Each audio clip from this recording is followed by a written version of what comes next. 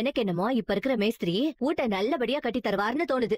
நானும் அப்படிதான் நினைக்கிறேன். பாக்கலாம். என்ன நிலா பாப்பா விசில் அடிச்சுலாம் கூப்பிடுறீங்க? என்ன விஷயம்? நைட் ஆயிடுச்சு.